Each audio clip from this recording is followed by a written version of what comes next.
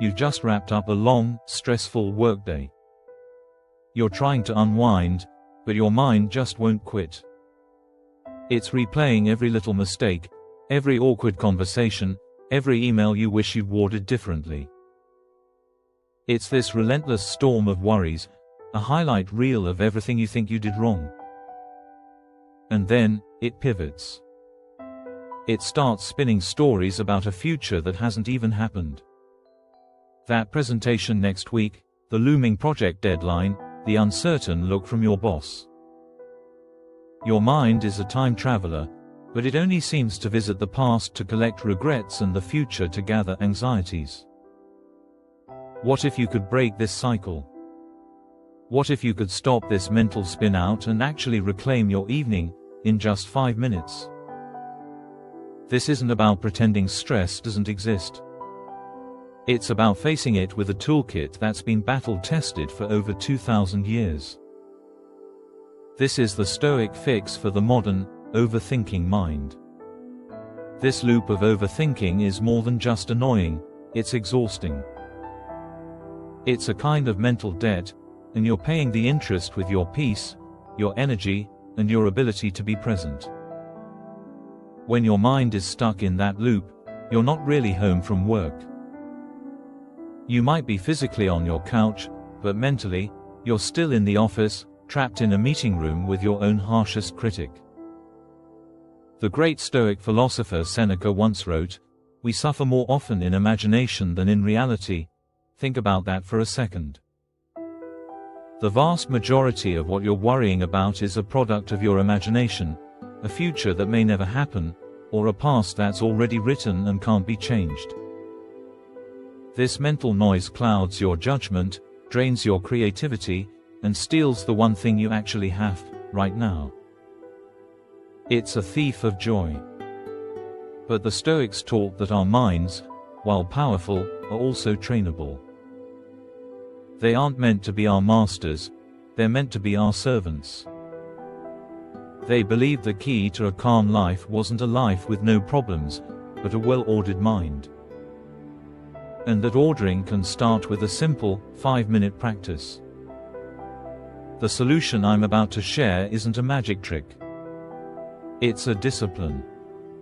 It's a 5-minute ritual designed to pull your mind out of the chaotic currents of past and future and anchor it firmly in the present.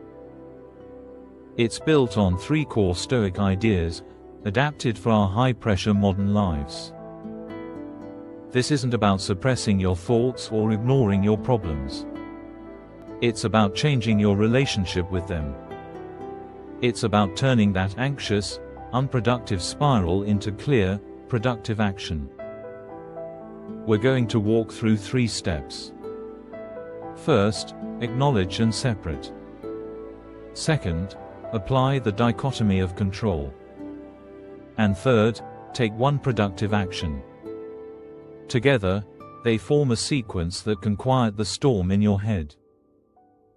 The first, and maybe most important, step is to simply notice that you're overthinking, without judging yourself for it. Your mind is just doing what minds do. The trick is to recognize the storm without becoming the storm. This starts with what's known as the Stoic pause.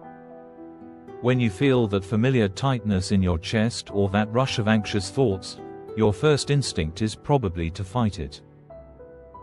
The Stoics advise the opposite: pause. Take one deep breath.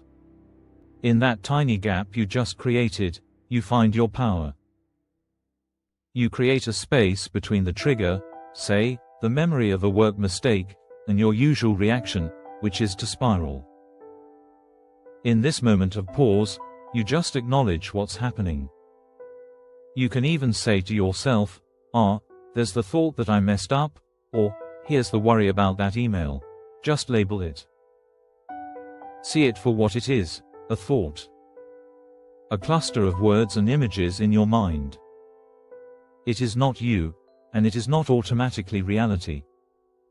The Roman Emperor Marcus Aurelius, arguably the most powerful man in the world at the time, faced unimaginable pressure. He couldn't afford to let his mind spiral. In his private journal, which we now know as Meditations, he constantly coached himself to see his thoughts as separate from his true self. He understood that our reality isn't shaped by events, but by our opinions about those events. He wrote, "If you are distressed by anything external, the pain is not due to the thing itself, but to your estimate of it, and this you have the power to revoke at any moment." So for the first minute, just observe. Watch the thoughts come and go without grabbing onto them. Imagine you're sitting on a riverbank, and your thoughts are just leaves floating by. Some are dark and heavy, others are light. Your job isn't to jump in the river and chase them. Your job is to sit, watch, and breathe. This act of non-judgmental observation is the first step to detaching from the emotional weight of your worries. You are not your thoughts, you are the one watching them. Okay, now that you've created some space, it's time for the most practical step in the entire ritual. This is the cornerstone of Stoic practice and a powerful antidote to anxiety, the dichotomy of control. The philosopher Epictetus, a man who went from being a slave to one of the most respected Stoic teachers, put it in brutally simple terms: some things are in our control and others are not. That's it. Your entire universe of worries can be sorted into one of those two baskets.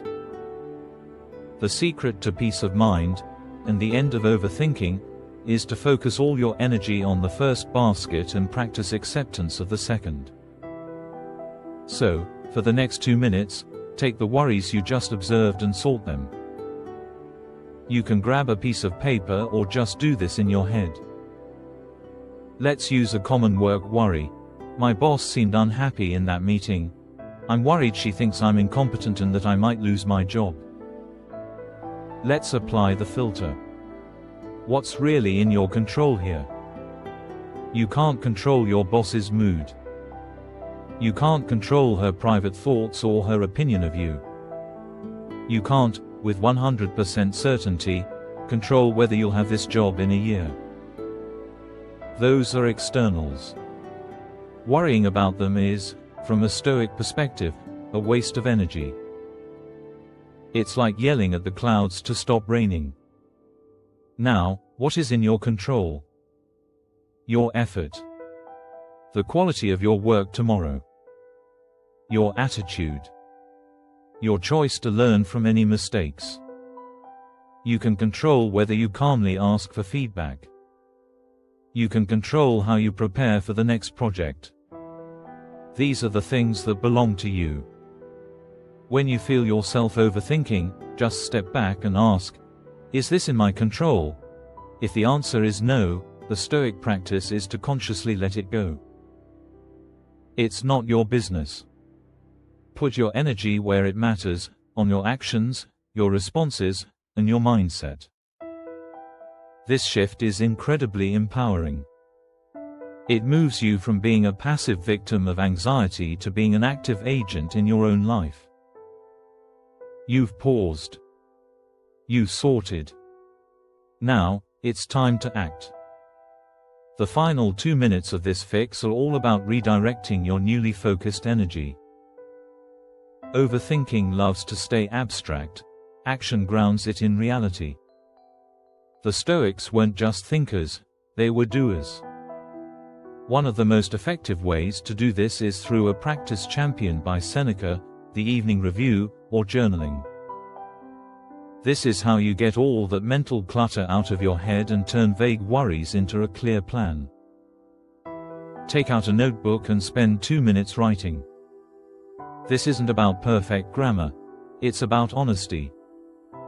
Just answer 3 simple prompts based on the Stoic practice. 1. What was I worried or frustrated about? Acknowledge it. 2. What part was in my control, and what was not? Apply the dichotomy. 3. What is one small action I can take tomorrow based on what's in my control? Take action. Let's go back to our example. You might write, I was overthinking the comment my boss made after the meeting. Her mood and opinion are not in my control. My preparation for the next meeting and my willingness to improve are. Tomorrow morning, I'll spend 15 minutes reviewing my slides to see if there's a real area for improvement. Then, I'm letting this worry go. This simple act does 3 amazing things. First, it gets the thoughts out of your head, which instantly reduces their power. Second, it reinforces the logic of the dichotomy of control. And third, it breaks the cycle of rumination by committing you to a single, productive step. You're no longer just worrying, you're preparing. You're no longer a victim of your thoughts, you're a student of your experiences. Seneca saw this evening review as a way to track your progress and improve day by day. And that's it. 5 minutes. You've paused to create space. You've sorted your worries into what you can and cannot control. And you've chosen one productive action to take. Look, this isn't a one-time magic wand.